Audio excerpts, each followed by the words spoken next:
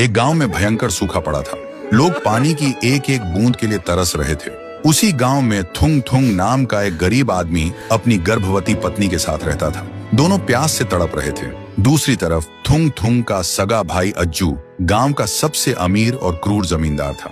उसने अपने बड़े तालाब में बचा कुचा सारा पानी जमा कर रखा था और गांव वालों को सोने के भाव पानी बेचता था।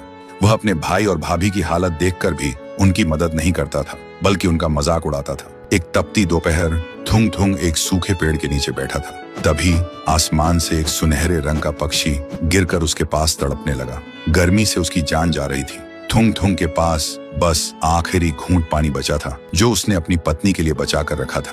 लेकिन जब उसने तड़पते पक्षी को देखा तो बिना सोचे उसने वह आखिरी पानी उस पक्षी की चोंच में डाल दिया। पानी पीते ही वह पक्षी एक बेहद खूबसूरत परी में बदल गया और कहा, तुम्हारा शुक्रिया भले इंसान। मैं परीलोक की परी हूँ। मैं यहाँ घूमने आई थी, लेकिन तेज गर्मी की वजह से मेरी सारी शक्ति खत्म हो गई थी। तभी परी ने अपनी जादू से एक सफेद रंग का शंख प्रकट किया और कहा, तुमने अपनी प्यास मारकर मेरी जान बचाई है। ये लो मेरा खास जादुई शंख। इसे धीरे से पानी मांगना, ये तुम्हारी प्यास बुझा देगा। लेकिन याद रखना, इसका इस्तेमाल सिर्फ जरूरत के लिए करना, लालच कभी मत करना। और इसे रोकने के लिए कहना, शंख बस करो, थम जाओ। इतना कहकर परी वहाँ से गायब हो गई। फिर थुंग थुंग ने उस शंख से डरते डरते कहा, शंख थोड़ा पानी दो। तुरंत शंख के मुंह से पानी की धार बहने लगी। थुंग थुंग हैरान रह गया। फिर उसने पेट भर पानी पिया।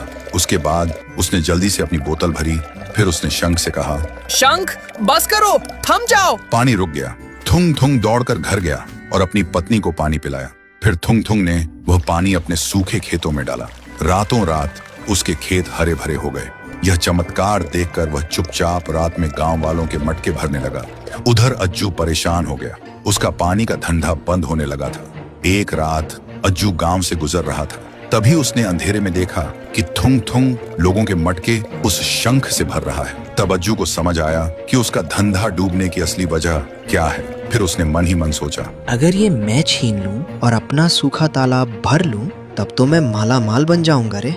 लालच में आकर अज्जू ने अपने गरीब भाई को मारा पीटा और वह जादुई शंख छीन लिया और शंख लेकर सूखे तालाब के बीच पहुंचा और जोर से चिल्लाया, अरे शंख, इतना पानी बरसा कि सब कुछ भर जाए। अज्जू के चिल्लाते ही शंख से समुंदर जैसी लहरें फूट पड़ी। तालाब मिनटों में भर गया। अज्जू घबरा गया। रुक जा, बंद हो जा। लेकिन शंख को रोकने का मंत्र उसे पता नहीं था और देखते ही देखते पानी उसे बहा ले गया। कहते हैं उसी शंख के पानी से आज का विशाल समुंदर बना और वह शंख आज भी समुंदर की गहराइयों में लगातार पानी उगल रहा है। इसीलिए समुंदर का पानी कभी नहीं सूखता।